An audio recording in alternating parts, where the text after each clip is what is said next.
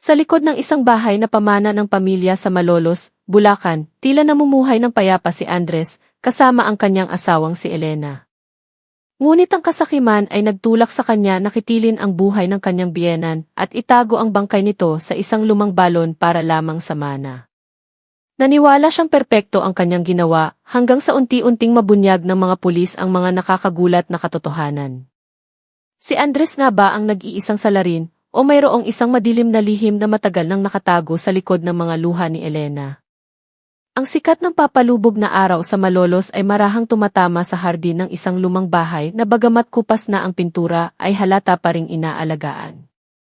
Sa beranda, nakaupo si Andres habang dahan-dahang humihigop ng mainit na kape barako. Tila payapa ang kanyang isipan, paminsan-minsan ay tumitingin sa maliit na kalsada sa harap ng kanilang bahay, kung saan ang mga bata sa kapitbahay ay naghahabulan pa rin sa pagpapalipad ng saranggola. Sa panlabas na anyo, ang kanyang buhay ay tila perpekto, isang binatang namumuhay kasama ang kanyang asawang si Elena sa bahay na pamana ng pamilya. Ngunit sa likod ng katahimikang iyon, may isang bagay na hindi kailanman tunay na mapakali sa puso ni Andres. Hindi lamang siya nagkakape, may isang maliit na baga sa kanyang dibdib na araw-araw ay lalong lumalaki. Kahit papilit niya itong tinatago sa kanyang sarili. Lumabas si Elena mula sa loob ng bahay, dala-dala ang isang plato ng bagong lutong turon. Ang kanyang buhok na nakatali lang ng simple ay nagpalitaw sa kanyang maamong mukha. Ang kanyang maliit na ngiti ay laging nagpapakalma sa puso ni Andres, kahit na sa likod ng ngiting iyon ay may mga sugat na hindi niya kailanman ikinuwento. Andres, huwag ka nang mag-isip ng malalim dyan, sabi ni Elena habang umuupo sa tabi ng kanyang asawa. Lalamig na iyang kape mo. Lumingon si Andres, ngumiti ng bahagya, at inilapag ang kanyang tasa sa maliit na mesa. May iniisip lang ako. Wala naman iyon, maikli niyang sagot. Ang totoo, iniisip niya si Mang Lito, ang ama ni Elena na kasama pa rin nila sa bahay. Bagamat malinaw na ang bahay ay pamana ng mga magulang ni Elena, ang opisyal na pagmamay-ari ay nasa kamay pa rin ni Mang Lito, at doon nagsisimula ang lahat ng kabalisahan ni Andres. Pakiramdam niya, hindi pa ganap na malaya ang kanyang buhay, na para bang isa lamang siyang bisita sa sarili niyang tahanan. Hindi nagtagal, isang malakas na boses ang narinig mula sa loob ng bahay. Elena, naibigay mo na ba ang gamot ko? Kanina pa ako naghihintay. Iyon ang boses ni Mang Lito. Ang boses na laging nagpapabigat sa dibdib ni Andres. Agad na tumayo si Elena at pumasok sa bahay. Matagal na tinitigan ni Andres ang likod ng kanyang asawa, pagkatapos ay huminga ng malalim. Hindi lang minsan siyang nakaramdam ng pagkainis sa ugali ng kanyang biyenan. Si Mang Lito ay madalas maging malupit, kahit na sa sarili niyang anak na si Elena. Kahit matanda na, ang lalaki ay kumikilos pa rin na parang pinuno ng tahanan na hindi maaaring kontrahin. Sa loob ng malaking silid, nakaupo si Mang Lito sa isang tumba-tumba habang matalim na nakatingin kay Elena na naghahanda ng gamot sa maliit na mesa. Puti na ang kanyang buhok, kulubot na ang kanyang mukha, ngunit ang tingin ng kanyang mga mata ay nananatiling matalas na para bang hawak pa rin niya ang kapangyarihan sa lahat ng bagay. Bakit ang tagal mo? Sinadya mo bang paghintayin ako, reklamo niya. Pinigilan ni Elena ang kanyang sarili. Sanay na siya sa matigas na pananalita ng kanyang ama. Dahan-dahan niyang kinuha ang isang baso ng tubig at inabot ang gamot sa matanda. Pasensya na po, tay. Tinulungan ko lang po si Andres sa labas sandali. Suminghal si Mang Lito at nilunok ang gamot sa isang lago. Andres, palagi na lang Andres. Huwag kang masyadong sunod-sunuran sa asawa mo. Hindi niya bahay ito. Huwag kang magpabulag sa pag-ibig at makalimutan na lahat ng naririto ay ako pa rin ang may hawak. Natahimik si Elena. Ang mga salitang iyon ay parang latigo. Alam niyang madalas masaktan si Andres sa ugali ng kanyang ama, pero hindi niya rin kayang sumuway. Para sa kanya, ang kanyang ama ay bahagi ng buhay na hindi niya maaaring basta nalang bitawan, kahit pa ang mga sugat ng kanyang pagkabata ay sariwa pa rin sa kanyang alaala. Mula sa pintuan, palihim na narinig ni Andres ang usapang iyon. Nagsikip ang kanyang mga kamao, bumigat ang kanyang paghinga. Hindi siya pumasok sa silid, ngunit sapat na ang kanyang narinig upang malaman kung gaano kababa ang tingin sa kanya ni Mang Lito. Nang gabing iyon, tila tahimik ang bahay. Malabo ang ilaw sa sala, habang ang tunog ng mga kuliglig mula sa labas ng bintana ay lalong nagpatahimik sa gabi. Nakaupo si Andres sa hapagkainan, nakatingin sa kawalan, sa isang platong hindi pa niya nagagalaw. Nilapitan siya ni Elena na may pagod na mukha. Andres, huwag mo nang masyadong isipin ang sinabi ni Itay. Ganoon lang talaga siya magsalita. Lumingon si Andres, malalim ang kanyang tingin. Pero, Elena, hanggang kailan tayo magtitiis ng ganito? Nakatira ako sa bahay na ito, pero araw-araw pakiramdam ko ay nakikitira lang ako. Palaging nakikialam ang tatay mo. Sapat na ang pasensya ko, pero unti-unti na akong hindi makatiis. Hinawakan ni Elena ang kamay ng kanyang asawa. Alam ko, pagod na rin ako. Pero, Andres, tatay ko siya. Paano man, may obligasyon pa rin akong alagaan siya. Huminga siya ng malalim, ayaw nang pahabain pa ang usapan. Ngunit sa loob ng kanyang puso, isang ibang boses ang nagsimulang bumulong, mahina ngunit tumatagos.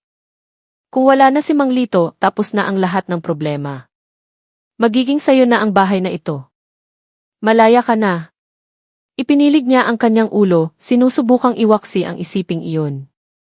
Ngunit habang lalo niya itong sinusubukan, lalo itong lumilinaw sa kanyang pandinig. Kinaumagahan, bumalik sa dati ang sitwasyon sa bahay. Nakaupo si Mang Lito sa beranda habang nagbabasa ng dyaryo, kahit pamalabo na ang kanyang mga mata.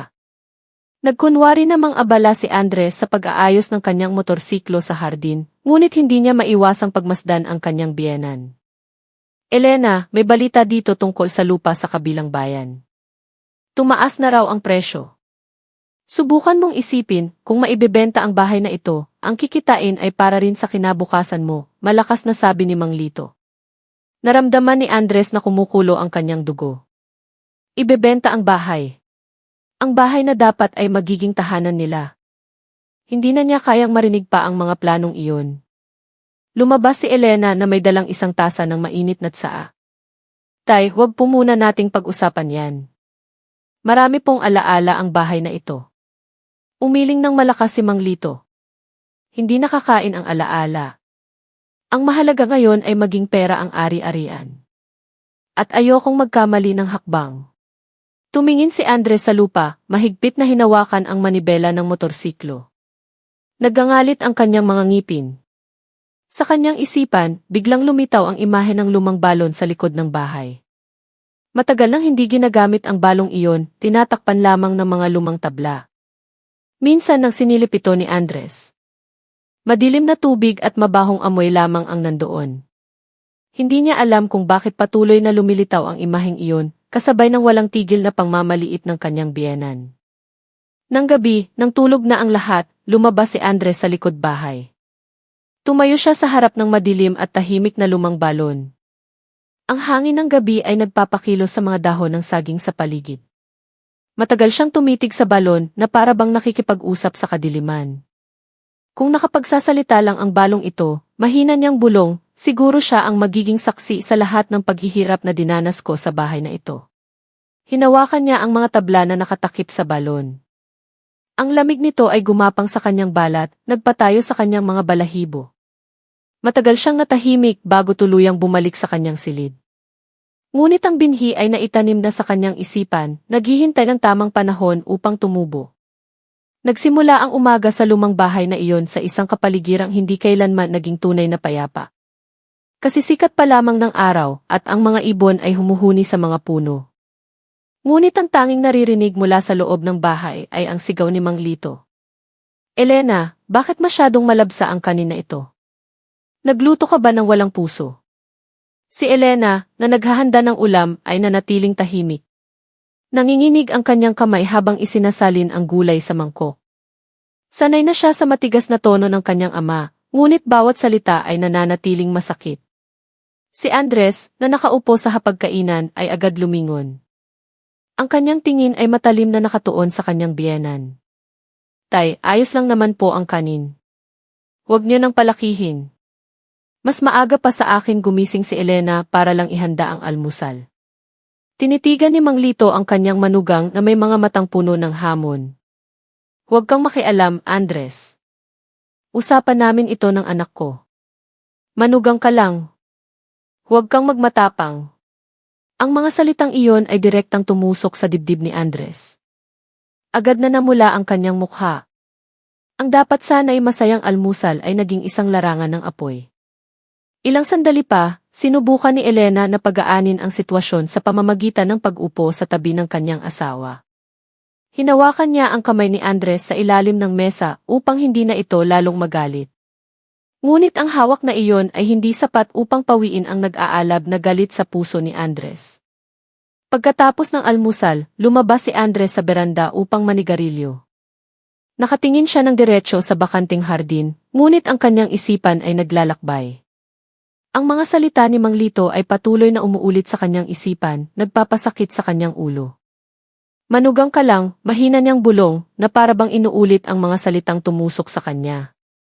Nagtratrabaho ako araw at gabi para sa bahay na ito, pero itinuturing pa rin akong dayuhan. Nilapitan siya ni Elena na may dalang isang baso ng tsaa. Andres, wag mo nang dibdibin. Ganoon na talaga si Itay mula pa noon, laging matigas magsalita. Mabilis na lumingon si Andres, ang kanyang mga mata ay nagluluha dahil sa galit. Pero hanggang kailan, Elena? Hanggang kailan ako palaging minamaliit? Lalaki ako. May dangal ako. Hindi ko kayang laging tinatapakan ng ganito. Yumuko si Elena. Alam niyang tama ang kanyang asawa, ngunit sa kabilang banda, hindi niya rin kayang isipin na mawala ang kanyang ama, kahit papuno ng sugat ang kanilang relasyon. Hinihiling ko lang na magtiis ka pa ng kaunti. Matanda na si Itay. At saka, pagdating sa bahay na ito, magiging sa atin din naman. Natahimik si Andres. Ang mga salitang iyon ay dapat sana ay nakapagpakalma, ngunit lalo lang siyang nabalisa. Alam niyang ang mana ng bahay ay nasa ilalim pa rin ng kontrol ni Mang Lito.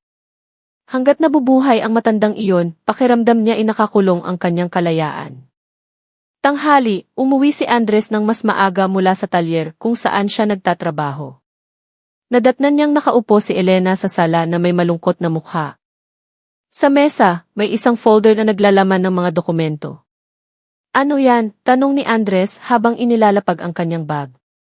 Huminga ng malalim si Elena. Sinabi ni Itay na may plano siyang ibenta ang isang bahagi ng lupa sa likod bahay. Mas mabuti raw gawing pera kaysa hayaang bakante. Agad na tumayo si Andres. Ano?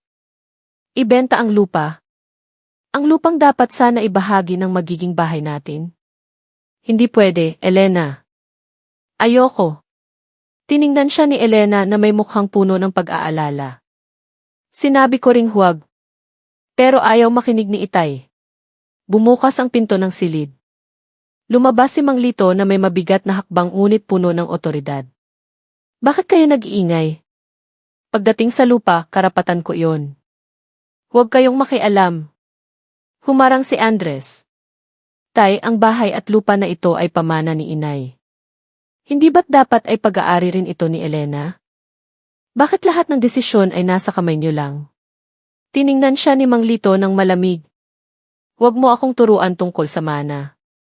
Hanggat nabubuhay ako, lahat ng ito ay nasa ilalim ng aking kontrol. Kung ayaw mo, malaya kang maghanap ng sarili mong bahay. Ang huling pangungusap na iyon ay parang bombang sumabog sa ulo ni Andres. Pakiramdam niya ipinunit ang kanyang pagkalalaki sa harap mismo ng kanyang asawa.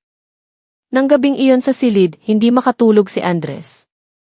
Pabalik-balik siya sa paglalakad, namumula ang kanyang mga mata dahil sa pinipigilang galit. Umupo si Elena sa gilid ng kama, sinusubukang pakalmahin siya. Andres, pakiusap, huwag kang padala sa emosyon. Ayokong lagi kayong nag-aaway ni Itay. Baka marinig ng mga kapitbahay, maging usap-usapan pa tayo. Huminto si Andres sa paglalakad at matagal na tinitigan ang kanyang asawa. Elena, alam mo ba? Nasa dulo na talaga ako ng pasensya. Hindi ko na kayang tratuhin ng ganito.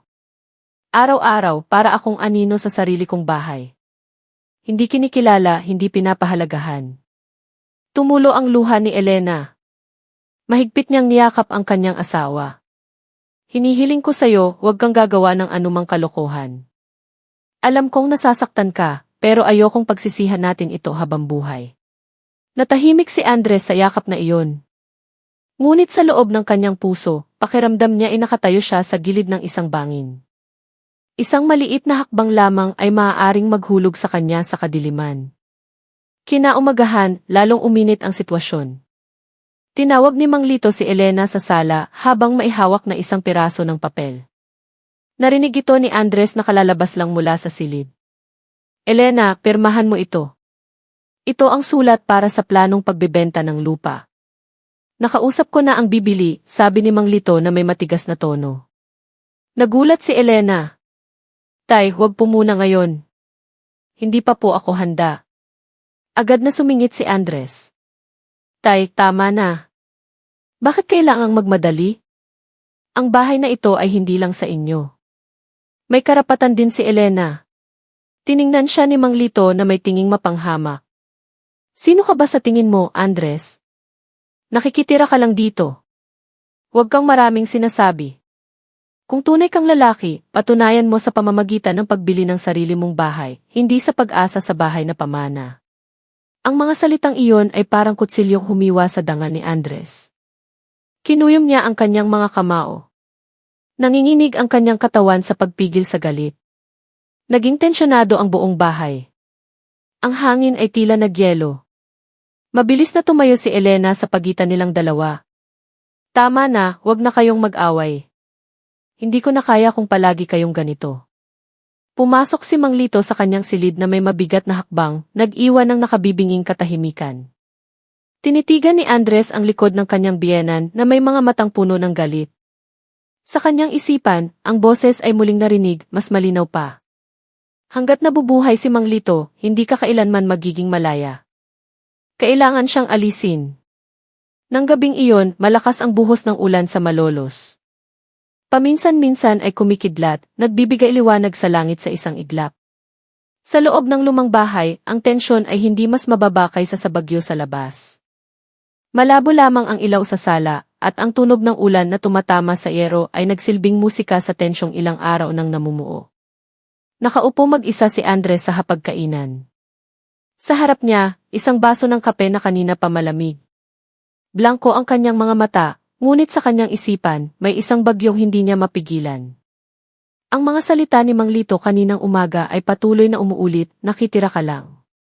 Kung tunay kang lalaki, bumili ka ng sarili mong bahay. Muling sumikip ang kanyang dibdib, nanginginig ang kanyang mga kamay sa mesa. Gusto niyang takpan ang kanyang mga tainga, ngunit habang lalo niyang sinusubukan, lalo itong lumalakas. Pumasok si Elena na may pagod na mukha. Basa pa ang kanyang buhok dahil sa pagtakbo niya kanina para isilong ang mga sampay sa likod bahay. Tiningnan niya ang kanyang asawa na may pag-aalala. Andres, hindi ka pa ba matutulog? Maaga ka pa sa trabaho bukas. Tumingin si Andres, ang kanyang mga mata ay madilim. Elena, hindi ko na kaya. Nasa dulo na talaga ako. Lumapit si Elena, umupo sa tabi niya at hinawakan ang kanyang kamay. Alam ko, Andres. Pagod na rin ako. Pero pakiusap, huwag kang gagawa ng padalos-dalos na desisyon.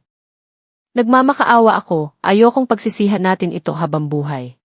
Tumulo ang luha sa kanyang mga pisngi. Ngunit nanatiling tahimik si Andres.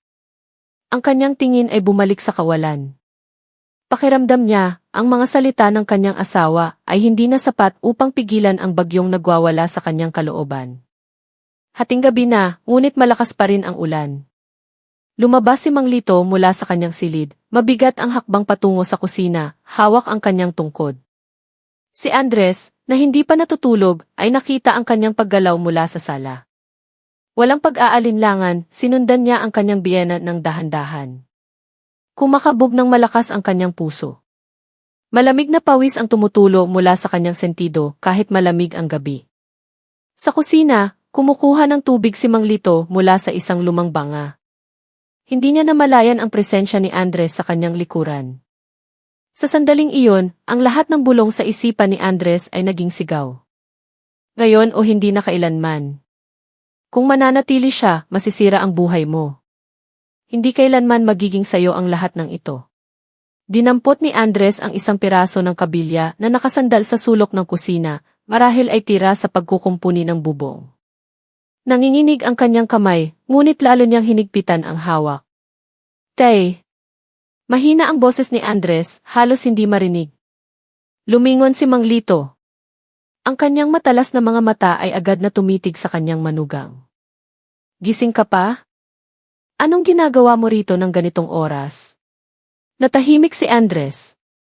Sa isang iglap, ang lahat ng sakit, pang-iinsulto, at galit na kanyang kinimkim sa loob ng maraming taon ay sabay-sabay na sumabog. Sa isang pigil na sigaw, iwinasiwas niya ang kabilya diretso sa ulo ng kanyang biyenan. Dog! Ang tunog ng pagtama, kasabay ng pagkabasag ng banga, ay pumuno sa kusina. Natumba si Mang Lito, nanlaki ang mga mata, bago bumagsak sa isang kahoy na upuan. Sariwang dugo ang nagsimulang dumaloy mula sa kanyang sentido, ang kulay nito ay matingkad sa ilalim ng malabong ilaw ng kusina. Hingal na hingal si Andres. Ang kanyang mga kamay ay puno ng dugo. Ang kanyang paghinga ay mabilis na parang katatapos lang tumakbo ng malayo. Sa harap niya, ang katawan ng kanyang biyenan ay nakahandusay at hindi gumagalaw. Anong ginawa ko? Halos hysterikal niyang bulong. Isang maliit na sigaw ang narinig mula sa pintuan ng kusina. Nakatayo roon si Elena. Naninigas ang kanyang katawan, maputla ang kanyang mukha, nanlalaki ang kanyang mga mata, na para bang hindi makapaniwala sa kanyang nakita. Andres, anong ginawa mo? Nanginginig ang kanyang boses, halos mabasag. Mabilis na lumingon si Andres, ang kanyang mukha ay puno ng takot. Hindi ko sinasadya. Siya ang nag-udyok sa akin. Hindi ko na kinaya, Elena. Ako. Tinakpan ni Elena ang kanyang bibig. Bumuhos ang kanyang mga luha. Nanginginig ng husto ang kanyang katawan.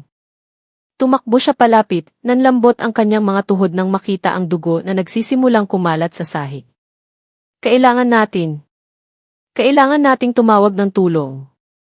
Mahina ang kanyang boses, ngunit agad itong pinutol ni Andres. Hindi pwede. Kapag nalaman ng mga tao, tapos na ako. Sasabihin nilang mamamatay tao ako. Ayokong makulong, Elena. Ayoko. Mahigpit na hinawakan ni Andres ang braso ng kanyang asawa. Ang kanyang mukha ay puno ng kabaliwang isinilang mula sa takot. Sinubukan ni Elena na kumawala, ngunit lalo lang humigpit ang hawak. Andres, isipin mong mabuti. Tatay ko siya. Kahit ano paman, tatay ko siya. Natahimik si Andres sandali pagkatapos ay tumingin sa bangkay sa sahig. Malabo ang kanyang paningin, magulo ang kanyang isipan. Alam niyang huli na ang lahat. Wala nang daan pabalik. Malakas pa rin ang ulan nang kinalagkad ni Andres ang katawan ni Mang Lito patungo sa likod bahay. Si Elena ay nakatayo lamang sa pintuan ng kusina, naninigas ang katawan. Ang kanyang mga luha ay humahalo sa tubig ulan na tumutulo mula sa yero. Gusto niyang sumigaw, ngunit ang kanyang boses ay tila nawala. Binuksan ni Andres ang mga tabla na nakatakip sa lumang balon na matagal nang hindi ginagamit. Isang mabahong amoy ang agad na sumingaw, humalo sa amoy ng basang lupa at dugo na nakakapit sa kanyang mga kamay. Gamit ang natitirang lakas, binuhat niya ang katawan ng kanyang biyenan at inihulog ito sa balon. Blag! Narinig ang tunog ng katawan na bumagsak sa maitim na tubig, sinundan ng maliliit na tilamsik na mabilis na nawala sa kadiliman. Nakatayo si Andres sa gilid ng balon, hingal na hingal. Basang-basa ang kanyang katawan sa ulan. Blanko ang kanyang mga mata, na para bang ang kanyang kaluluwa ay sumama sa pagkahulog ng bangkay. Sa wakas ay tumakbo si Elena palapit. Andres, bakit? Bakit kailangang maging ganito? Basag ang kanyang boses, halos hindi lumabas. Lumingon si Andres, tinitigan ang kanyang asawa ng isang tinging hindi pa nakikita ni Elena kailanman, isang halo ng takot, pagsisisi at kabaliwan. Tapos na, Elena. Walang makakaalam. Tayo. Makakapagsimula na tayo ng bagong buhay nang wala siya. Tinakpan ni Elena ang kanyang mukha ng dalawang kamay. Alam niyang ang gabing ito ay simula ng isang pagkawasak na hindi na nila maiiwasan. Nang umagang iyon, sumilip ang araw sa likod ng makulimlim na ulap. Ang mga tira ng ulan ng nakaraang gabi ay tumutulo pa rin mula sa dulo ng yero, lumilikha ng ritmikong tunog sa bakuran. Ang lumang bahay ay tila tahimik mula sa labas. Ngunit sa loob, isang mas malaking bagyo ang umuugong. Nakatayo si Andres sa kusina, nakatitig sa sahig na basa pa rin. Buong gabi siyang abala sa paglilinis ng mga mansa ng dugo gamit ang basahan, sabon at kahit asin. Nagasgas ang kanyang mga kamay, sumasakit ang kanyang likod, ngunit ang kanyang mga mata ay nanatiling mapagbantay sa bawat maliit na mansa na maaaring nakaligtaan. Ngunit para kay Elena, ang tanawin ay lalong nagpaduwal sa kanya. Nakatayo siya sa pintuan, nanginginig ang katawan. Ang imahe ng mukha ng kanyang ama, puno ng dugo at sugat, ay patuloy na bumabagabag sa kanya. Andres, hanggang kailan mo ito itatago? Mahina ang kanyang boses, halos pabulong. Lumingon si Andres, malamig na pawis pa rin ang tumutulo sa kanyang mukha. Hanggang sa huminahon ang lahat, hanggang sa wala nang maghinala. Pagkatapos noon, mabubuhay na tayo ng normal. Tinakpan ni Elena ang kanyang bibig, pinipigilan ang paninikip ng kanyang dibdib. Mabuhay ng normal. Matapos mong patayin ang tatay ko at itapon sa balon, sa tingin mo ba makakatulog ako ng mahimbing? Mabilis siyang nilapitan ni Andres, hinawakan ng mahigpit ang kanyang mga balikat. Elena, ginawa ko ito para sa atin. Kung patuloy siyang nabubuhay, hindi tayo magkakaroon ng kalayaan. Hindi mo naiintindihan ang paghihirap ko sa lahat ng ito. Bumuhos ang luha sa mga pisngi ni Elena. Gusto niyang sumigaw, gusto niyang tumakas, ngunit ang kanyang puso ay nakakulong sa pagitan ng pagmamahal sa kanyang asawa at pagkawala ng kanyang ama. Kinaumagahan, nagsimulang magbago ang kapaligiran ng bahay. Karaniwan, si Mang Lito ay nakaupo na sa beranda, nagbabasa ng dyaryo habang humihigop ng kape. Ngunit ngayon, ang kanyang silyang yantok ay bakante. Ilang kapitbahay ang nagsimulang magtanong. Si Aling Nena, ang nagtitinda ng gulay na dumadaan tuwing umaga, ay tumawag mula sa labas ng bakod. Elena, hindi ko nakikita si Mang Lito. May sakit ba siya? Natigilan si Elena. Lumingon siya kay Andres na nakatayo sa loob ng bahay. Binigyan siya ng lalaki ng isang matalim na tingin. Huwag kang gagawa ng mali. Sa nanginginig na boses, sumagot si Elena, Opo, Aling Nena. Masama po ang pakiramdam ni Itay. Nagpapahinga po sa silid. Dahan-dahang tumango si Aling Nena, kahit na may bahid ng pagtataka sa kanyang mukha. Karaniwan, umingiti ang tatay mo kapag dumadaan ako. Bigla namang naging tahimik. Pilit na kumiti lamang si Elena. Pagkaalis ng babae, nanlambot ang kanyang katawan. Pakiramdam niya ay isa siyang manika na pinipilit magsalita ayon sa utos ng kanyang asawa. Nang tanghali, sinadyang lumabas ni Andres para bumili sa isang sari-sari store. Sinubukan niyang magmukhang normal, binabati ang mga kapitbahay ng isang pilit na ngiti. Ngunit sa loob ng kanyang isipan, patuloy siyang kinakabahan. Sa tuwing may tumitingin sa kanya ng mas matagal, pakiramdam niya ay pinaghihinalaan na siya.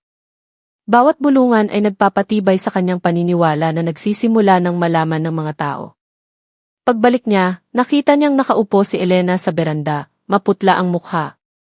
Bakit ka nakaupo dyan? Mataas na tanong ni Andres. Dahan-dahang lumingon si Elena, blanko ang kanyang mga mata. May naririnig akong tunog mula sa balon, parang may kumakatok mula sa ilalim. Natahimik si Andres, nanlamig ang kanyang dugo. Tumingin siya sa lumang balon sa likod bahay na mahigpit niyang tinakpan ng mga tabla at bato kagabi. Imahinasyon mo lang yan, Elena. Masyado ka lang natatakot kaya't nag-ilusyon ka. Ngunit mahinang umiling si Elena. Alam ko ang tunog ng boses ni Itay. Hindi ako nagkakamali. Nilapitan siya ni Andres, lumuhod sa harap niya. Makinig ka sa akin. Walang anumang tunog. Kung magpapatuloy ka ng ganyan, maghihinala ang ibang tao. Huwag na huwag mong ipakita ang takot mo sa kanila. Tiningnan ni Elena ang kanyang asawa. Muling bumuhos ang kanyang mga luha. Pumatay ka, Andres. Matatakpan mo ang dugo sa sahig, pero hindi mo matatakpan ang ingay sa isipan ko. Pagsapit ng hapon, nagsimulang kumalat ang balita. Ilang kapitbahay ang dumating upang itanong kung nasaan si Mang Lito. May nagsabing nakita nilang nakabukas ang ilaw sa kusina hanggang hating gabi. Mayroon ding nakarinig ng ingay sa gitna ng malakas na ulan. Sinagot ni Andres ang lahat ng may kahinahunan o kahit paano'y nagkunwari. May sakit po si Itay, matanda na, kaya kailangan ng mahabang pahinga. Huwag kayong mag-alala, gagaling din siya. Ngunit ang mga bulong-bulungan ay nagsimulang lumaki sa mga tindahan. Pinag-uusapan ng mga tao ang pagkawala ni Mang Lito. Ang pangalan ni Andres ay nadamay sa mga usapan kahit wala pang direktang nang aakusa. Muling gumabi. Nakaupo si Elena sa silid, namamaga ang mga mata. Hindi siya makatulog. Sa tuwing pipikit siya, lumilitaw ang mukha ng kanyang ama, nakatingin sa kanya ng blanko. Pumasok si Andres na may tensyonadong mukha. Kailangan nating mag-ingat. Baka mas marami pa ang magtanong bukas. Kung kinakailangan, sabihin nating pumunta si Itay sa kamag-anak sa ibang probinsya. Tiningnan siya ni Elena ng blanko. Ang kanyang boses ay mahina ngunit tumatagos. Andres, gaano katagal mo pa balak magsinungaling? Hindi maitatago ang isang bangkay magpakailanman. Natahimik si Andres. Sa unang pagkakataon mula noong madugong gabing iyon, wala siyang masagot. Sa labas ng silid, ang hangin ay humuhuni na parang nagdadala ng mga lihim na bulong mula sa balon sa likod bahay. At alam ni Elena, maaga o huli, ang katotohanan ay lalabas sa ibabaw. Ang maliit na komunidad sa isang sulok ng Malolos ay karaniwang puno ng tawanan. Ang mga bata ay nagtatakbuhan sa mga eskinita, at ang mga nagtitinda ay nag-aalok ng kanilang mga paninda. Tuwing hapon, ang mga ina ay nagkukwentuhan sa kanilang mga beranda. Ngunit sa mga nakalipas na araw, nagbago ang lahat. Ang pagkawala ni Mang Lito, isang matandang iginagalang dahil sa kanyang pagiging istrikto, ngunit mabait, ang naging pangunahing usap-usapan. Wala nang nakakakita sa kanya na nakaupo sa kanyang paboritong silyang yanto. Wala na ang maliit na ubo na karaniwang naririnig kapag siya ay nagbabasa ng dyaryo. Mabilis na kumalat ang tsismis. May nagsabing malubha ang sakit ni Mang Lito at itinatago ng kanyang anak. Mayroon ding mas matapang na bumulong, baka may masamang nangyari sa bahay na yon. Naramdaman ni Elena ang tumitinding bigat. Sa tuwing lalabas siya ng bahay, mga tinging puno ng tanong ang sumasalubong sa kanya. Ang mga ngiti ng kapitbahay ay napalitan ng mga mapanuring sulyap. Lalo siyang nabalisa, lalo na't patuloy siyang binabagabag ng kanyang konsensya. Isang hapon, nakaupo siya sa sala, nakatingin sa bintana ng blanko. Mula sa labas, narinig niya ang dalawang babaeng nag-uusap ng mahina, ngunit malinaw na umabot sa kanyang pandinig. Alam mo ba, Mer? Hindi ako naniniwalang may sakit lang si Mang Lito. Karaniwan, kahit may sakit, sumisilip man lang iyan sa bintana. Nga, Mere. At saka yung balon sa likod ng bahay nila, parang ang baho. Parang amoy malansa, hindi maganda. Agad na kinuyom ni Elena ang tela sa kanyang kamay. Bumilis ang kanyang paghinga. Kumakalat na pala ang amoy. Gusto niyang lumabas at tumanggi, ngunit nanginginig ang kanyang katawan. Si Andres, nakararating lang, ay agad na napansin ang maputlang mukha ng kanyang asawa. Anong problema mo na naman, Elena? Mabilis niyang tanong. Sumagot si Elena, nagsisimula ng maghinala ang mga tao, Andres. Naaamoy na nila ang baho mula sa balon. Tiningnan siya ni Andres ng matalim, pagkatapos ay naglakad patungo sa kusina, kumuha ng sigarilyo, at sinindihan ito ng nanginginig na kamay. Huminahon ka. Mamayang gabi, mas hihigpitan ko pa ang takip ng balon. Walang sinumang mangangahas lumapit. Ngunit sa kaibuturan ng kanyang puso, alam niyang hindi magtatagal ang kasinungalingan. Nang gabing iyon, madilim ang langit. Isang maputlang buwan lamang ang nakasabit. Naglakad si Andres papunta sa likod bahay na may dalang maliit na bareta. Yumuko siya malapit sa lumang balon, sinusubukang dagdagan ang mga batong pantakip. Ngunit nang yumuko siya, umihip ang malakas na hangin, lumikha ng tunog na parang isang sitsit mula sa madilim na butas. Sandaling kinilabutan si Andres. Ang tunog ay parang isang mahinang bulong na para bang may tumatawag sa kanyang pangalan mula sa kalaliman. Andres. Nagulat siya, agad na tumayo. Humihingal siya. Imahinasyon ko lang yon, bulong niya. Nagmamadali siyang nagpatong ng mga bato at tinakpan ito ng lupa at tuyong damo para magmukhang natural. Ngunit hindi niya namalayan, mula sa bintana ng silid, pinapanood ni Elena ang bawat galaw niya. Lalong lumungkot ang kanyang mukha. Na para bang ang takip na iyon ay lalo lang nagdagdag sa bigat ng kanyang kalooban. Kinaumagahan, lalong umingay ang komunidad dahil sa bagong balita. Isang batang lalaki na nagngangalang Totoy ang nagkwento sa kanyang ina na habang nagpapalipad ng saranggola malapit sa bahay ni Andres, nakaamoy siya ng masangsang na amoy mula sa likod bahay. Kinumpirma rin ito ng ibang mga bata. Sabi nila, sa tuwing dumadaan kami malapit sa bakod kung nasaan ang balon, sumisingaw ang amoy na malansa at bulok. Ang kwentong iyon ay kumalat sa mga tindahan, sa palengke, at bumalik sa mga taong lalong naging mausisa. Nang hapon, dalawang kapitbahay na lalaki, sina Mang Kiko at Mang Cardo, ang naglakas loob na lumapit sa bahay ni Andres. Nagkunwari silang bumati, pagkatapos ay naghanap ng dahilan para manatili ng mas matagal sa hardin. Andres, kumusta na ang tatay mo? Matagal na siyang hindi nakikita, tanong ni Mang Kiko habang pinipikit ang mga mata. Sinubukan ni Andres na maging kalmado. Nagpapahinga po sa loob, Mang. Mahina ang katawan kaya hindi makalabas. Dahan-dahang tumango si Mang Cardo, ngunit ang kanyang mga mata ay sumusulyap sa likod bahay. Dahan-dahan siyang umamoy, pagkatapos ay tinakpan ang kanyang ilong. Grabe ang baho ng balon niyo. Parang may patay na hayop na nahulog sa loob. Kumabog ng mabilis ang puso ni Andres. Pilit siyang ngumiti. Opo, baka pusa o daga lang. Mamayang gabi lilinisin ko. Tinapik ni Mang Kiko ang balikat ni Andres habang bahagyang tumatawa. CJ, Andres. Ang mahalaga, huwag mong hayaang mag-isip ng kung ano-ano ang mga kapitbahay. Alam mo na, madaling magsismis ang mga tao ngayon. Tumango si Andres kahit na natiling tensyonado ang kanyang mukha. Pagkaalis ng dalawa, mabilis siyang pumasok sa bahay. Sa sala, nakaupo nang naninigas si Elena. Narinig niya ang lahat. Sa halos hindi marinig na boses, sinabi niya, Andres, kung bubuksan talaga nila ang balon na yon, tapos na tayo. Hinampas ni Andres ang kanyang kamay sa mesa. Hindi ko hahayaang mangyari yon. Wala silang dahilan para pumasok sa bakuran natin. Kailangan lang nating magtiis pa ng kaunti. Ihinahon din ang lahat. Ngunit ang mga salitang iyon ay tila walang laman. Hindi kapayapaan ang naghihintay sa kanila, kundi isang mas malaking unos. Muling gumabi. Sa labas ng bakod, ilang kabataan ang nagbubulungan habang nakaturo sa balon. Narinig na nila ang chismis mula sa kanilang mga magulang at ang kuryosidad ay nagtulak sa kanila na lumapit. Ngunit bago pa sila makahakbang, biglang sumindi ang ilaw sa hardin. Nakatayo roon si Andres, nakatingin sa kanila na may namumulang mga mata. Anong kailangan niyo rito? Malakas niyang sigaw. Nagulat ang mga bata, natakot at mabilis na tumakbo palayo. Nanigas si Andres, humihingal.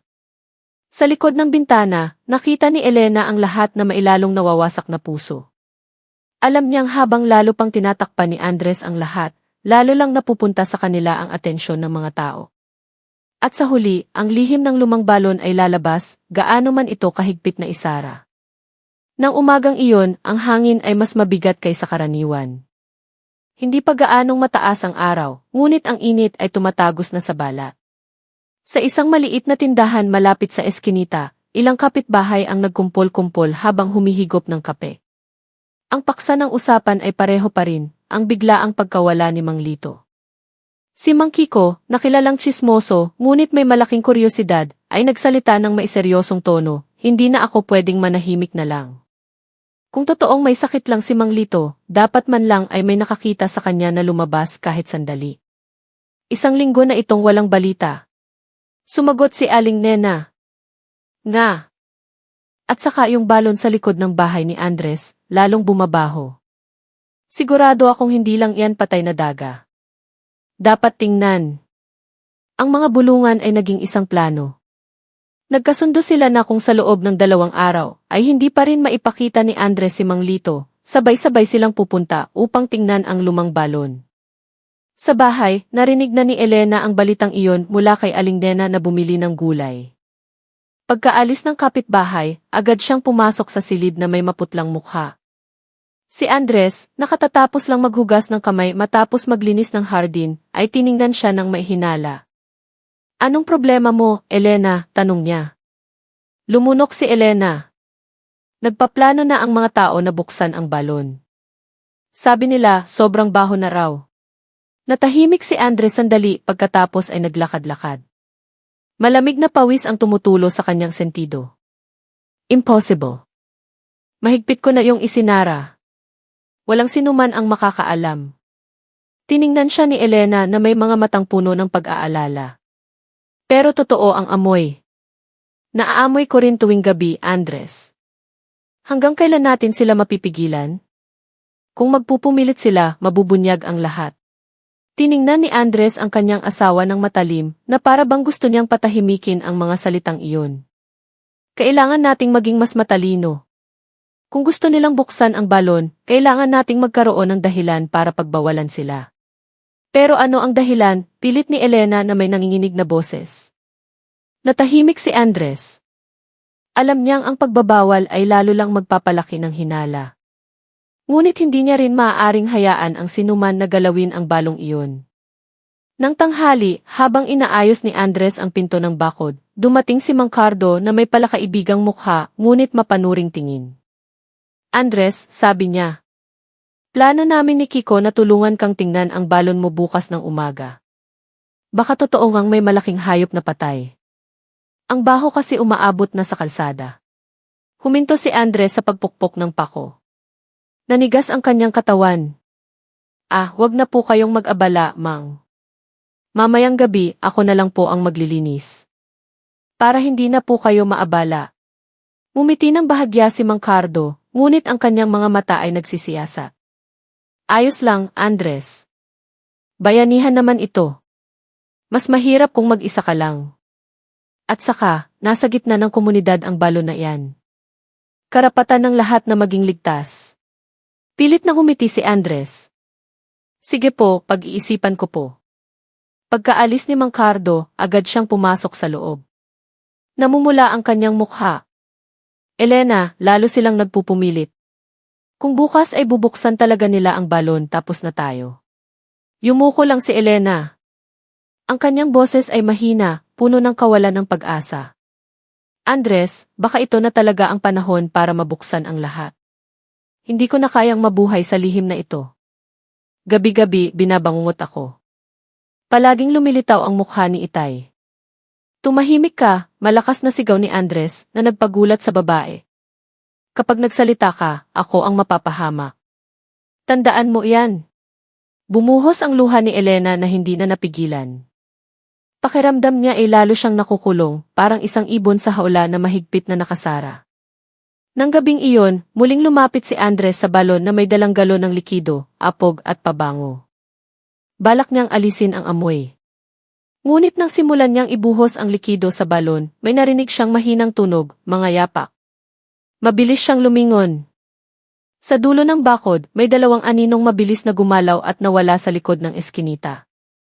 Naggalit ang ngipin ni Andres. Sumpa!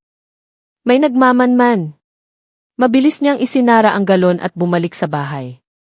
Sa loob, naghihintay si Elena na may takot sa mukha. Andres, may nakakita ba? Hindi sumagot si Andres. Nakatingin lang siya sa pader ng blanco. Mabilis ang tibok ng kanyang puso. Naintindihan niya, habang lalo niyang sinusubukang magtago, lalo lang dumadami ang mga matang nakamasid. Kinaumagahan, mas maingay ang komunidad kaysa karaniwan. Ilang kapitbahay na ang nagkumpol-kumpol sa harap ng bahay ni Andres. May dalang mahabang kawayan, mayroon ding mga balde. Ang dahilan nila ay gusto nilang tumulong sa paglilinis ng balon. Kumatok si Mang Kiko sa bakod habang sumisigaw, Andres, tara na't magbayanihan tayo. Para luminis ang balon mo at mawala ang baho. Para mapanatag na ang lahat. Lumunok si Andres, nanginginig ang kanyang kamay sa paghawak sa pinto. Mula sa silid, narinig ni Elena ang mga boses. Kumakabog ng malakas ang kanyang puso, halo-halong pagkakasala at takot. Andres, kung bubuksan talaga nila ang balon na iyon, anong gagawin mo? Mahina niyang tanong. Hindi sumagot si Andres. Nakatayo siyang naninigas sa harap ng pinto, nakikinig sa lumalakas na sigaw ng mga kapitbahay.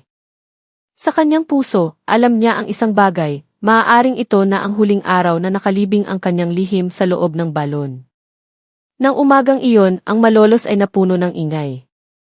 Dose-dosenang residente ang nakatayo sa harap ng bahay ni Andres.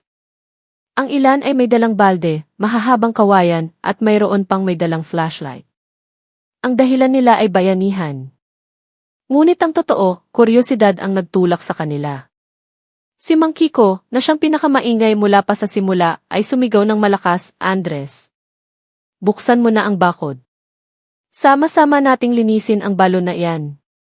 Ang baho ay nagdudulot na ng problema sa buong komunidad. Sa likod ng pinto, nakatayo si Andres na may maputlang mukha. Mahigpit niyang hinawakan ang pinto. Mabilis ang tibok ng kanyang puso. Nakatayo si Elena malapit sa kanya, nanginginig ang katawan, puno ng luha ang mukha. "Andres, pakiusap, huwag mong hayaang buksan nila ang balon na yon," bulong ni Elena. Lumingon si Andres na may galit sa mga mata. "Sa tingin mo ba gusto ko? Pero kung pagbabawalan ko sila, lalo lang silang maghihinala. Lalong lumakas ang katok sa bakod. Andres, huwag mo kaming baliwalain. Bayanihan ito. Lahat kami nandito." Huminga ng malalim si Andres at sa wakas ay binuksan ang bakod. Isang pilit na ngiti ang lumitaw sa kanyang mukha. "Pasensya na, katatapos ko lang maligo."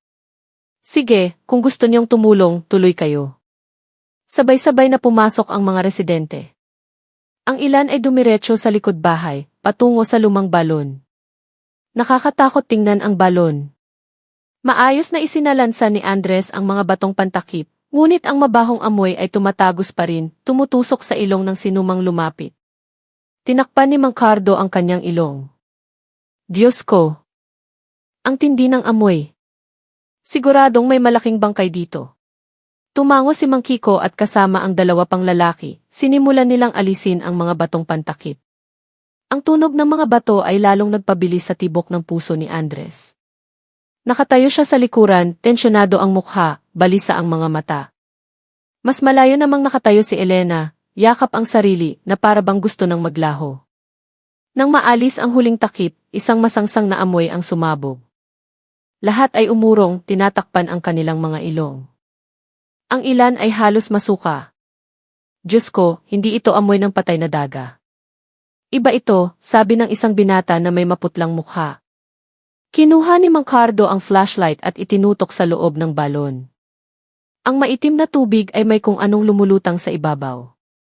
Isang bagay na maputla, namamaga, at may hugis na parang kamay ng tao. Biglang tumahimik ang lahat. Nanlaki ang mga mata. Nanginginig ang mga katawan. "Diyos ko po! Kamay yon," bulong ng isang babae. Sumigaw ng malakas si Elena, tinatakpan ang kanyang mukha. Halos matumba siya kung hindi agad inalalayan ng isang kapitbahay. Natahimik si Andres. Malakas ang agos ng pawis, nanuyo ang kanyang dila, walang masabi. Mabilis na tumakbo si Mang Kiko palabas. "Tumawag kayo ng pulis. Hindi ito bangkay ng hayop, bangkay ito ng tao." Agad na tumakbo ang ilang kabataan patungo sa pinakamalapit na istasyon ng pulis.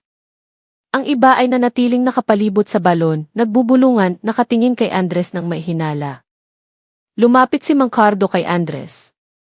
"Andres, ipaliwanag mo ito. Sino ang nasa loob ng balon na iyan?" Nautaw si Andres. "Hay, hindi ko po alam. Baka tagalabas.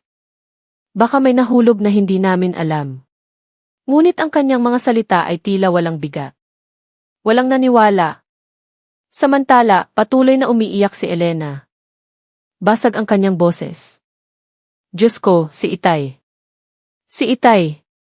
Agad na napatingin sa kanya ang ilang tao. Ang mga salitang iyon ay lalong nagpainit sa sitwasyon. Naintindihan ng lahat na ang bangkay sa loob ng balon ay malamang si Mang Lito, ang ama mismo ni Elena. "Baka si Mang Lito yan," sigaw ng isang tao mula sa karamihan. Naging magulo ang lahat. Ang mga bulungan ay naging sigawan. Ang kanilang mga tingin ay nakatuon na lahat kay Andres. Hindi nagtagal, isang sirena ang narinig. Dalawang sasakyan ng pulis ang huminto sa harap ng bahay. Agad na pumasok ang mga pulis, pinakalma ang mga tao, at sinimulang siyasatin ang balon. Isang senior na pulis, si Detective Cruz, ang tumitig ng matalim kay Andres. "May ulat kaming may bangkay ng tao sa balon na ito." "Totoo ba?" Lumunok si Andres, maputla ang mukha. "Kakakaalam ko lang din po, sir. Mga kapitbahay po ang nakakita." Tumango ang pulis at nagbigay ng utos sa kanyang team. Ilang miyembro ang bumaba gamit ang mga espesyal na kagamitan. Maingat nilang iniahon ang isang bagay mula sa balon. Nang sa wakas ay malinaw na makita ang bangkay, lahat ay napigil ang hininga. Ang katawan ng isang matandang lalaki namamagana. Halos hindi na makilala ang mukha. Ngunit ang damit na suot ay nagbigay ng palatandaan. Si Mang Lito iyon. Muling sumigaw si Elena. Itay! Diyos ko, si Itay! Lalong nagkagulo ang mga tao. Ang mga bulungan ng akusasyon ay direktang itinuro kay Andres. Siguradong siya ang may gawa. Sino pa ba kundi ang sarili niyang manugang? Mabilis na pinakalma ng mga pulis ang sitwasyon. Tinitigan ni Detective Cruz si Andres ng malalim. Ginoong Andres, pansamantala, sasama ka muna sa amin sa istasyon para kunan ng pahayag. Sinubukan ni Andres na tumanggi. Pero, sir, wala po akong alam. Hindi po ako. Ngunit hindi na siya pinansin.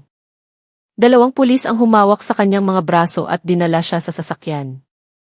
Humahagulgol lamang si Elena, nanlalambot ang katawan. Nang umalis na ang sasakyan ng pulis, nanatiling nagkumpol-kumpol ang mga tao sa harap ng bahay. Nakakakilabot ang katahimikan, walang tigil ang mga bulungan. Para sa kanila, ang misteryo ay nalutas na. Ang bangkay ni Mang Lito ay natagpuan na. Ngunit para kina Andres at Elena, ito ay simula pa lamang ng isang mas malaking trahedya. Ang silid ng interogasyon sa istasyon ng pulis sa Malolos ay malamig at masikip. Isang ilaw na neon ang kumikislap, nagdaragdag sa bigat ng pakiramdam ng sinumang nakaupo sa silyang bakal sa gitna ng silid. Nakaupo si Andres, nakaposas ang mga kamay sa mesa. Maputla ang kanyang mukha, blanko ang kanyang mga mata. Malamig na pawis ang tumutulo sa kanyang sentido. Sa harap niya, nakaupo ang isang matipunong lalaki na may matalas na tingin. Si Detective Cruz, isang senior na investigador na kilalang istrikto at bihirang magkamali sa pagbasa ng kilos ng isang suspect. Ginoong Andres, mahinahon ngunit matalas ang boses ni Detective Cruz. Ang bangkay ng iyong biyenan, si Ginoong Lito, ay natagpuan sa balon ng inyong bahay. Paano mo ito maipapaliwanag? Yumuko si Andres. Hindi ko po alam, sir. Totoo po, nagulat din ako nang makita ng mga kapitbahay ang bangkay. Tinapik-tapik ni Detective Cruz ang mesa. Nagulat o nagkukunwaring nagulat? Huwag kang magbiro.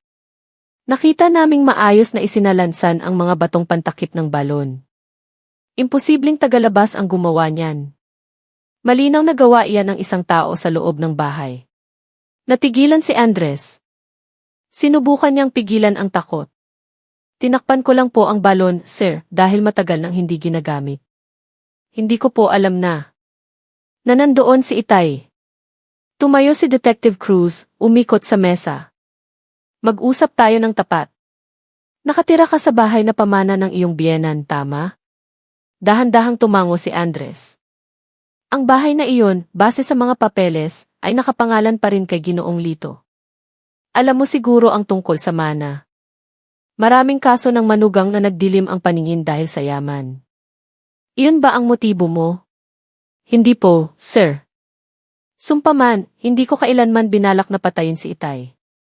Gusto ko pong maging amin ng asawa ko ang bahay, pero hindi po ako ganoon kasama. Nagsimulang umiyak si Andres, basag ang kanyang boses. Tinitigan siya ni Detective Cruz.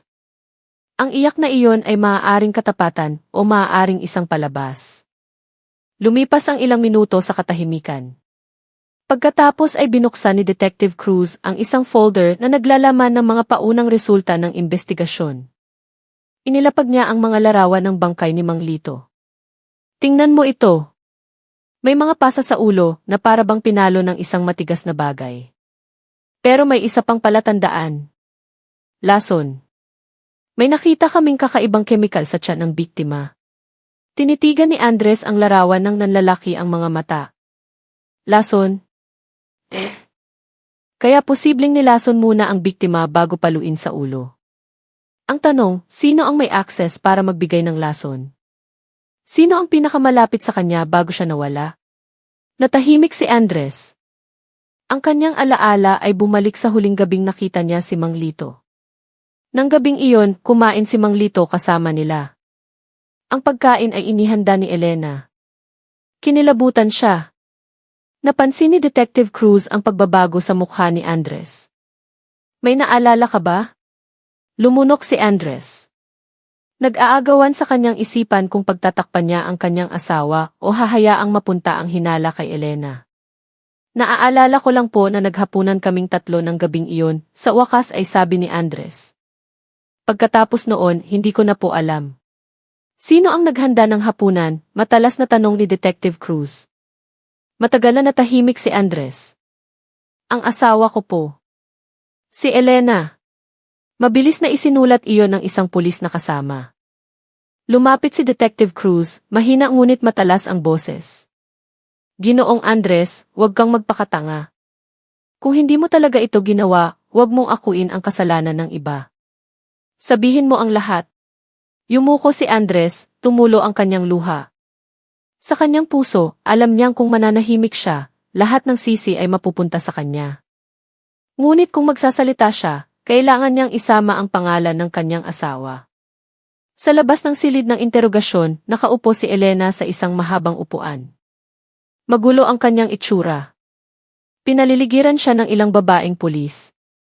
Nang bahagyang bumukas ang isang pinto, narinig niya ang mahinang iyak ni Andres mula sa loob. Kinagat ni Elena ang kanyang labi. Sa kanyang puso, alam niyang unti-unti nang nabubunyag ang kanyang lihim. Ang lason na inihalo niya sa pagkain ng kanyang ama ay ang orihinal na plano, ngunit hindi niya inaasahan na itatapon ni Andres ang bangkay sa ganoong paraan. Ngayon, kailangan niyang mag-isip ng paraan kung paano mananatiling si Andres ang salarin habang siya ay malaya sa lahat ng akusasyon. Samantala, sa loob ng silid, tiningnan ni Detective Cruz ang kanyang relo at isinara ang folder. Sapat na para sa araw na ito, Ginoong Andres. Mananatili ka muna rito bilang pangunahing suspect. Bukas, kakausapin namin ang iyong asawa. Tumingala si Andres na may namumulang mga mata. Sir, pakiusap, huwag niyo akong sisihin. Hindi po ako ang pumatay. Hindi sumagot si Detective Cruz. Lumabas siya ng silid, iniwan si Andres na humahagulgol mag-isa. Sa labas, ang tingin ni Detective Cruz ay napunta kay Elena. Sa kanyang isipan, alam niyang mas komplikado ang kasong ito kaysa sa isang manugang na pumatay ng biyenan dahil sa mana. Mas tahimik ang silid ng interogasyon ngayon. Walang tapik ng daliri sa mesa, walang malakas na boses mula sa investigador. Ang katahimikang ito ang lalong nagpabigat sa pakiramdam. Sa silyang bakal, nakaupo si Elena na may maputlang mukha. Magulo ang kanyang buhok, namamaga ang kanyang mga mata. Isang babaeng pulis ang kasama niya. Pumasok si Detective Cruz na may dalang makapal na folder. Magandang gabi, Ginang Elena, bati ni Detective Cruz. Gusto kong marinig mismo mula sa iyo. Maaari mo bang ikwento kung ano ang huli mong nakita bago nawala ang iyong ama? Huminga ng malalim si Elena at yumuko. Nang gabing iyon, naghanda po ako ng hapunan. Kumain si Itay sa mesa kasama ko at ng asawa ko, si Andres. Pagkatapos kumain, sinabi ni Itay na magpapahinga na siya sa kanyang silid. Iyon na po ang huling beses na nakita ko siya. Pagkatapos noon, hindi ko na po alam. Kinaumagahan, wala na siya sa silid. Akala ko po ay lumabas lang. Pero natagpuan na lang po siya sa balon. Tinakpan ni Elena ang kanyang mukha, umiiyak ng malakas. Pinanood ni Detective Cruz ang bawat galaw niya. Ang iyak ay tila natural, ngunit mayroong masyadong maayos sa paraan ng pagkukwento ni Elena. Hinintay niyang humupa ang iyak, pagkatapos ay mahinang nagsalita, Ginang Elena, may nakita kaming palatandaan ng lason sa katawan ng biktima. Mula sa mga paunang resulta, posibleng pumasok ito sa pamamagitan ng pagkain. Natahimik si Elena. Biglang tumigil ang kanyang iyak na para bang sinampal siya ng mga salitang iyon. Ikaw ba mismo ang naghanda ng pagkain ng gabing iyon? Matigas na tanong ni Detective Cruz. Dahan-dahang tumango si Elena. Opo, pero wala pong kakaiba, sir. Nagluto po ako tulad ng dati at wala po akong idinagdag. Kumain din po ako ng pagkaing iyon. Sigurado ka ba? Yumuko si Detective Cruz. Dahil sinabi ng asawa mo na ikaw ang huling naghanda ng pagkain para sa biktima. Tiningnan siya ni Elena, pagkatapos ay dahan-dahang umiling. Hindi po, sir. Sa katunayan, ng gabing iyon, si Andres po ang tumulong sa kusina. Nagpumilit siyang ihanda ang sopas para kay Itay.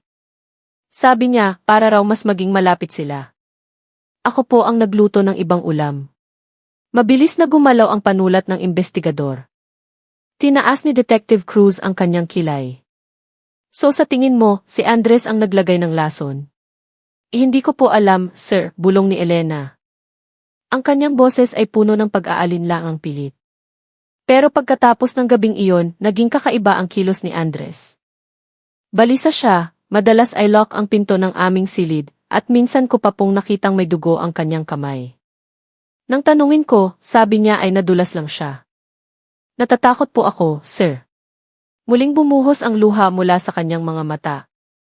Ngunit ngayon, iba ang kanyang pag-iyak, puno ng takot, hindi ng kalungkutan. Natatakot sa sarili mong asawa, tanong ni Detective Cruz. Mabilis na tumango si Elena. Mula noong nawala si Itay, pakiramdam ko'y nagbago si Andres. Malamig ang kanyang tingin. Minsan, pakiramdam ko'y binabantayan niya ako, na parang takot siyang may malaman ako. Sa labas ng silid ng interogasyon, nakaupo si Andres sa isang silyang bakal, nakaposas. Binabantayan siya ng 2 pulis. Mula sa siwang ng pinto, narinig niya ang mahinang iyak ng kanyang asawa. Bawat salitang binitawan ni Elena ay nagpapasikip sa kanyang dibdib. Hindi ganyan, Elena, mahina niyang bulong. Bakit mo ginagawa sa akin ito? Naggalit ang kanyang ngipin, pinipigilan ang galit na maihalong pagkadurog.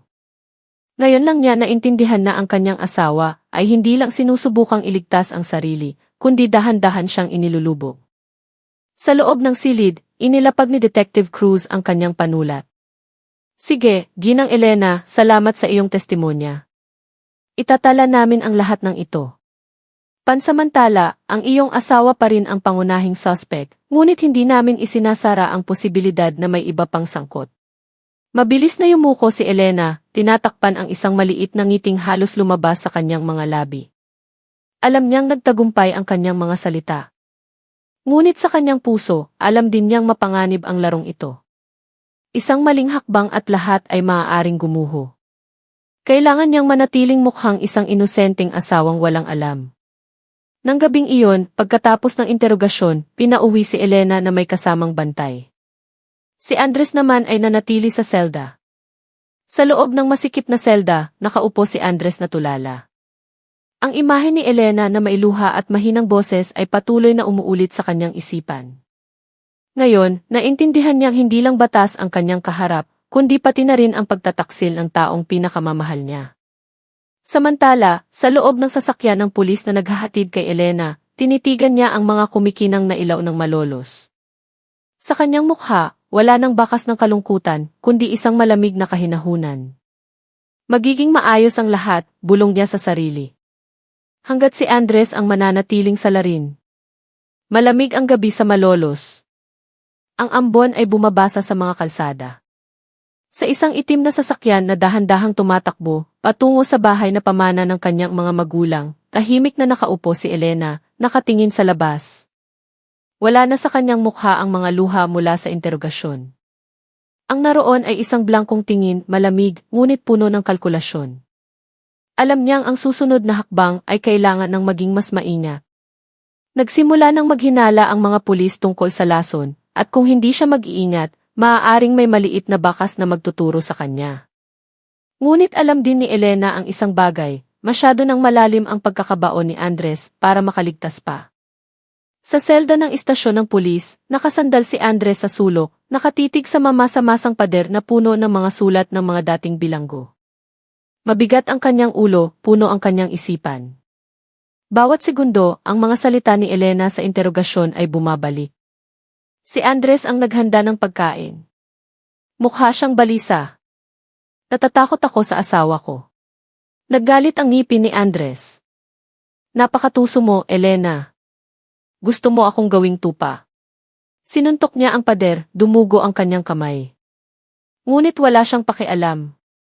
Nagsimula niyang maintindihan na ang laban niya ay hindi lang laban sa batas, kundi laban sa isang taong buong puso niyang pinagkatiwalaan. Kinaumagahan, tumanggap si Elena ng mga bisita mula sa mga kapitbahay na naaawa sa kanya. Dumating si Aling Nena na may dalang pagkain. Magpakatatag ka, Elena. Alam ng lahat dito na mabait kang anak. Kung ano man ang nangyari, siguradong hindi mo kasalanan, sabi ni Aling Nena habang niyayakap siya. Yumuko si Elena, umiyak ng bahagya. Salamat po. Ako mismo ay hindi makapaniwala na nagawa iyon ng asawa ko. Mabilis na kumalat ang mga salitang iyon. Sa loob ng isang araw, lalong lumakas ang tsismis sa komunidad. Si Andres ay isang sakim na manugang na pumatay sa kanyang biyenan para sa bahay. Si Elena ay isang kaawa-awang asawa na iniwan ng ama at tinaksil ng asawa. Umiti ng bahagya si Elena sa likod ng kanyang mga luha. Alam niyang isang mabisang sandata ang opinyon ng publiko. Sa istasyon ng pulis, nakaupo si Detective Cruz na may kunot sa noo. Binabasa niyang muli ang mga tala ng interogasyon. May isang bagay na hindi tugma. Kung totoong pinatay ni Andres para sa mana, bulong niya, bakit pa niya itatapon ang bangkay sa balon? Iyon ay isang napakatangang hakbang. Itago ang ebidensya sa sarili mong bakuran. Sumagot ang isang pulis, baka dahil sa taranta, sir. Yumaling si Detective Cruz. Maaari. Pero ang tungkol sa lason, ito ang kakaiba. Walang palatandaan na bumili o nagtago si Andres ng anumang nakalalasong kemikal. Kung mayroon man, dapat ay nakita na natin sa bahay. Isinara niya ang folder. Ang kanyang kutob ay nagsasabing may mas malaki pang kwento rito. Ngunit ang mga ebidensya sa ngayon ay lahat tumuturo kay Andres. Nang gabing iyon, nakaupo si Elena sa sala, nakatingin sa isang lumang larawan nila ni Andres. May mga panahon na sila'y masayang nagtatawanan, nangangarap ng simple, namumuhay ng payapa. Ngunit para kay Elena, lahat ng iyon ay nasira mula nang patuloy siyang maliitin at pagbawalan ng kanyang ama mula pagkabata. Hindi niya ako itinuring na anak, bulong niya. Ngayon, wala na siya, at ikaw, Andres, ay kailangang managot. Ikaw ang gagawin kong sakripisyo. May isinulat siya sa isang maliit na talaarawan. Hindi lang ito basta sa loobin, kundi isang detalyadong plano kung paano magiging pangunahing saksi sa korte. Paikutin si Andres sa testimonya tungkol sa lason, at paniwalain ang lahat na si Andres ay puno ng galit mula pa sa simula. Isinara niya ang libro at itinago sa ilalim ng tokador. Isang malamig na ngiti ang sumilay sa kanyang mukha. Sa kabilang dako, muling ipinatawag si Andres sa silid ng interogasyon. Pagod na ang kanyang katawan, blanko ang kanyang mga mata. Matagal siyang tinitigan ni Detective Cruz. Ginoong Andres, sabi ni Detective Cruz, sinabi ng iyong asawa na ikaw ang naglagay ng lason sa pagkain ng gabing iyon. Paano mo ito maitatanggi? Natahimik si Andres. Ang totoo, si Elena ang nagluto, ngunit sa tuwing maaalala niya ang mukha ng kanyang asawa, may pag-aalinlangan. Na para bang hindi pa handang sumaksak pabalik ang kanyang puso sa babaeng minsan niyang minahal. Hindi ko po ginawa iyon, sir. Galit po ako kay Mang Lito, pero hindi ko po siya nilason. Sumpaman! Pinikit ni Detective Cruz ang kanyang mga mata. Kung ganoon, sino? Huwag mong hayaang isakripisyo ka. Mahigpit na hinawakan ni Andres ang kanyang mga kamay. Tumulo ang kanyang luha. Alam niyang isang salita lang ay maaaring magbago ng direksyon ng kaso. Ngunit ang salitang iyon ay nangangahulugang isakripisyo si Elena. Samantala, sa labas ng istasyon, inayos na ni Elena ang kanyang susunod na hakbang. Nakipagkita siya sa isang matandang kakilala ng kanyang ama, isang respetadong residente na nagngangalang Mang Surono. Mang Surono, pakiusap po, tumestigo kayo na madalas mag-away si Itay at si Andres. Alam naman po ng lahat na hindi sila magkasundo, di ba? Sabi ni Elena na may nagmamakaawang mukha. Dahan-dahang tumango si Mang Surono. Madalas nang mag-away. Sige, iha, kung makakatulong iyan sayo, ikukwento ko sa hukom. Nagpasalamat si Elena at umuwi ng may gaan sa pakiramdam. Isa-isa, ang mga bitag na kanyang inilatag ay nagsisimulang humigpit sa liig ni Andres. Nang gabing iyon sa selda, bumulong si Andres sa sarili, kailangan kong lumaban. Kailangan kong humanap ng paraan para lumabas ang katotohanan. Ngunit sa malayo, sa kanyang bahay, umingiti si Elena. Ang laro ay umaayon sa kanyang plano, at alam niyang habang lalong sinusubukan ni Andres na ipagtanggol ang sarili, lalo lang siyang mababaon. Dumating ang araw ng paglilitis. Ang korte ng Malolos ay puno ng mga taong mausisa. Ang balita tungkol sa pagpatay kay Mang Lito ay kumalat na, naging mainit na usapan sa mga tindahan, palengke, at maging sa mga paaralan. Lahat ay gustong malaman ang katapusan ng trahedyang yumanig sa kanilang komunidad. Sa loob ng korte, nakaupo si Andres sa silya ng akusado, maputla ang mukha at namamaga ang mga mata. Sa tabi niya, bumubulong ang kanyang abogado, pinapakalma siya. Ngunit sa kanyang puso, pakiramdam ni Andres ay gumuho na ang kanyang mundo. Sa kabilang panig, nakaupo si Elena sa silya ng mga saksi. Nakayuko ang kanyang mukha, nakasuot ng simpleng belo. Basa na ang kanyang mga pisngi sa luha bago pa man magsimula ang paglilitis. Binuksan ng hukom, isang lalaking nasa katanghalian ng edad, ang sesyon. Ngayong araw, didinggin natin ang kasong kriminal laban sa akusadong si Andres, kaugnay sa umano'y pagpatay sa kanyang biyenan na si Lito. Mangyaring iharap ng taga-usig ang unang saksi. Tumango ang piskal at tinawag si Aling Nena.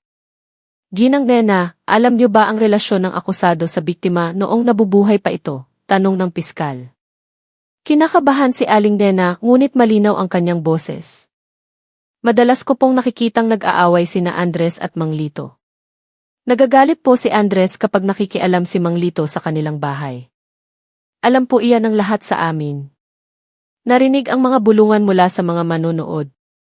Ipinukpok ng hukom ang kanyang martilyo. Sumunod na tinawag si Mang Surono. Ginoong Surono, malapit ba kayo sa biktima? Opo, matalik kaming magkaibigan. Alam kong madalas siyang magreklamo tungkol sa kanyang manugang. Sabi niya, hinihintay lang daw ni Andres ang mana, hindi raw tunay na gumagalang. Lalong yumuko si Andres. Masakit sa kanyang puso. Gusto niyang tumutol, ngunit pinigilan siya ng kanyang abogado. Sa wakas, tinawag si Elena. Lahat ng mata ay nakatuon sa kanya. Dahan-dahan siyang lumakad patungo sa silya ng saksi, puno ng luha ang mukha. Nagsimula ang piskal ng may simpatya. Ginang Elena, pakiusap, ikwento niyo sa korte kung ano ang nangyari sa huling gabi kasama ang inyong ama. Huminga ng malalim si Elena at nagsalita ng nanginginig. Nang gabing iyon, naghanda po ako ng hapunan. Nakaupo si Itay sa mesa kasama namin ni Andres. Sinabi ni Andres na gusto niyang ihanda ang sopas para kay Itay, para raw mas maging malapit sila. Naniwala po ako. Hindi ko alam na mailason pala iyon. Nabasag ang boses ni Elena. Ang kanyang pag-iyak ay nagpaluha sa marami sa loob ng korte. Pagkatapos kumain, nang hinapo si Itay. Nataranta po ako, pero pinapasok ako ni Andres sa silid. Natakot po ako, kagalang-galang na hukom. At mula ng gabing iyon, nawala na po ang aking ama. Tiningnan ng piskal ang hukom ng may kumpiyansa. Malinaw po, kagalang-galang, na si Andres ay hindi lang isang sakim na manugang, kundi isang salarin na may malamig na pagpaplano. Tumayo ang abogado ni Andres. Ginang Elena, nakita niyo ba mismo na naglagay ng lason si Andres? Yumuko si Elena, patuloy ang pag-agos ng luha. Hindi po, pero pagkatapos noon, nagbago ang kilos ni Andres. Balisa siya, naging marahas at natatakot po akong saktan niya rin ako. Lalong umingay ang bulungan. Lahat ng tingin ay napunta kay Andres, puno ng akusasyon. Biglang tumayo si Andres, basag ang kanyang boses. Hindi. Sinungaling. Elena, bakit mo ginagawa ito? Alam na alam mo kung sino ang naghanda ng pagkain ng gabing iyon. Ipinukpok ng malakas ng hukom ang martilyo. Akusado. Umupo ka. Kontrolin mo ang iyong sarili. Napaupo si Andres, bumuhos ang kanyang mga luha. Naintindihan niyang walang halaga ang kanyang mga salita sa gitna ng isang testimonya na maingat na binuo ng kanyang asawa. Sa sumunod na sesyon, ipinakita ng piskal ang resulta ng autopsy. Kagalang-galang, natagpuan sa katawan ng biktima ang bakas ng isang organikong lason na hindi madaling makuha. Bagamat naagnas na ang bangkay, natukoy pa rin ang lason. Ito'y nagpapatunay na may intensyong pumatay. Si Detective Cruz, na naroon bilang saksi, ay nagdagdag, natagpuan po namin ang lason, ngunit hanggang ngayon ay hindi pa namin natutukoy kung saan ito nanggaling sa bahay ng akusado. Ngunit lahat ng ebidensya, kasama ang testimonya ng mga saksi, ay tumuturo sa akusado. Lumingon si Andres kay Detective Cruz na may pag-asa. Alam niyang may pag-aalinlangan pa rin ang investigador. Ngunit ang batas ay nagsasalita sa pamamagitan ng ebidensya. Lalong uminit ang paglilitis. Hiniling ng piskal ang pinakamabigat na parusa, habang buhay na pagkakakulong. Patuloy namang ipinunto ng abogado ni Andres ang mga butas sa kaso. Walang ebidensya ng pagbili ng lason, walang direktang nakakita, at malabo ang tunay na motibo. Ngunit ang mga luha ni Elena at ang testimonya ng mga kapitbahay ay masyadong malakas. Nahatulan na si Andres sa isipan ng publiko bago pa man ipukpok ng hukom ang martilyo. Yumuko na lang si Andres. Sa kanyang isipan, umuulit ang malamig na mga salita ni Elena, natatakot ako sa asawa ko. Sa labas ng korte, nagkumpulan ang mga mamamahayag. Lumabas si Elena na may malungkot na mukha, sinalubong ng simpatya.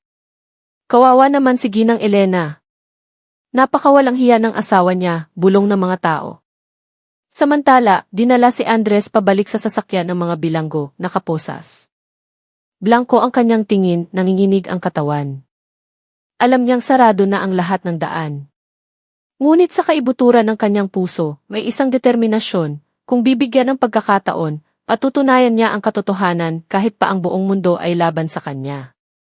Muling tumahimik ang korte nang ipukpok ng hukom ang martilyo sa huling pagkakataon sa araw na iyon. Hiniling na ng piskal ang habambuhay na pagkakakulong para kay Andres.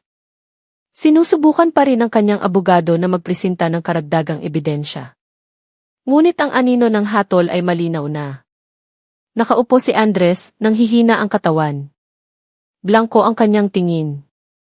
Sa kanyang puso, patuloy siyang sumisigaw na hindi siya mamamatay tao. Nagkasala siyang itinago ang bangkay ni Mang Lito, ngunit hindi niya kailanman nilason ang matanda.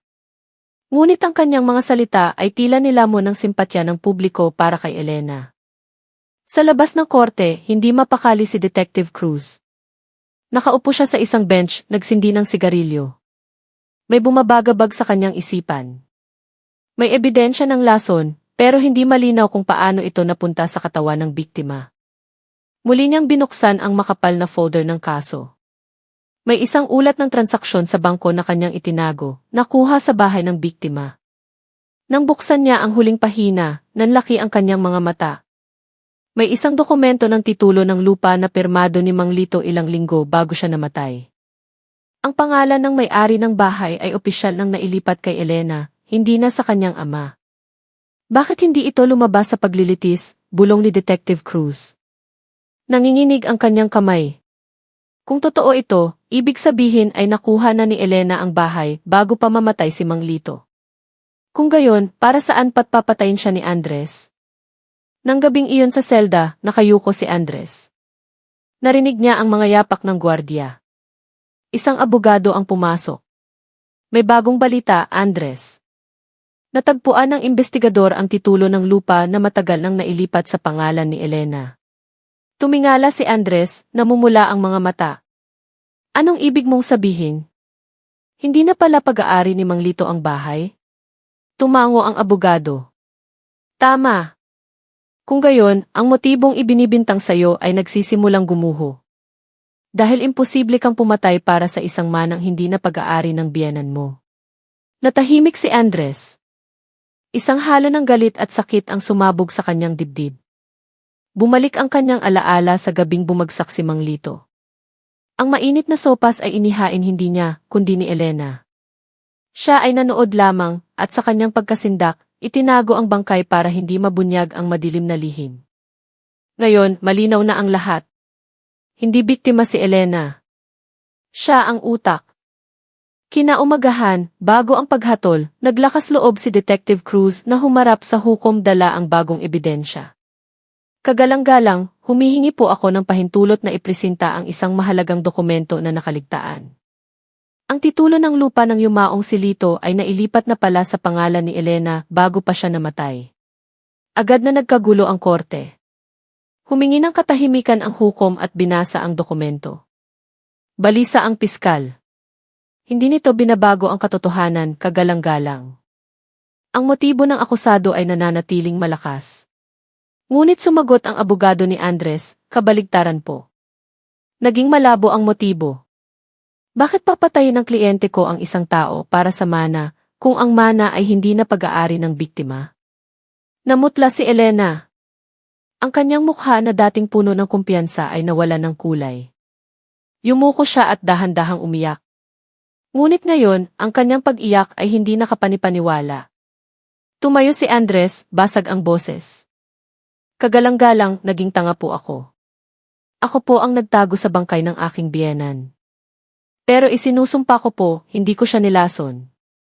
Nang gabing iyon, ang sopas ay inihain ni Elena. Nakita ko pong biglang nanghina ang aking biyenan at nataranta po ako. Akala ko, kung mawawala ang bangkay, tapos na ang lahat. Nagkamali po ako, pero hindi ako ang lumason. Muling nagkagulo ang korte. Nagsimulang magbulungan ang mga tao, nagdududa na sa pagkatao ni Elena. Tinitigan ng hukom si Elena ng matalim. Mayroon ka bang gustong sabihin sa pahayag ng iyong asawa? Humikbi si Elena ngunit hindi sumagot. Sa labas, agad na ibinalita ng mga mamamahayag ang nakakagulat na pagbabago. Ang publiko na dating nakikisimpatya kay Elena ay nagsimula ng magduda. Baka mali ang paghusga natin, bulong ng ilan. Tinitigan ni Detective Cruz si Elena mula sa malayo. Alam niyang hindi laging buong-buo ang katarungan. May lason sa katawan ng biktima, ngunit walang direktang ebidensya kung sino ang naglagay. Ngunit kahit paano, ang binhi ng pagdududa ay naitanim na. Ilang linggo ang lumipas, inilabas ang hatol. Idineklara ng hukom na si Andres ay nagkasala sa pagtatago ng bangkay at pagharang sa investigasyon, ngunit hindi napatunayang siya ang lumason. Ang hatol, 10 taong pagkakakulong. Ipinikit ni Andres ang kanyang mga mata, durog ang puso, ngunit may kaunting ginhawa. Kahit paano, hindi na siya tinaguri ang isang purong mamamatay tao. Yumuko si Elena sa upuan ng mga manonood. Ang kanyang mukha ay walang emosyon. Hindi siya kailanman naging suspect dahil lahat ng bakas ng lason ay matagal nang nawala kasama ng bangkay sa balon. Malaya siya, ngunit ang tingin ng mga kapitbahay ay puno na ng hinala. Nang gabing iyon, sa likod ng mga rehas, tinitigan ni Andres ang langit. Bumulong siya, natalo man ako, Elena, darating ang araw na hubaran ka ng katotohanan. Samantala, nakaupo mag-isa si Elena sa bahay na ligal ng sa kanya. Madilim, tahimik at malamig. Lahat ng kanyang pag-aari ay tila walang kabuluhan. Sa kanyang mga mata,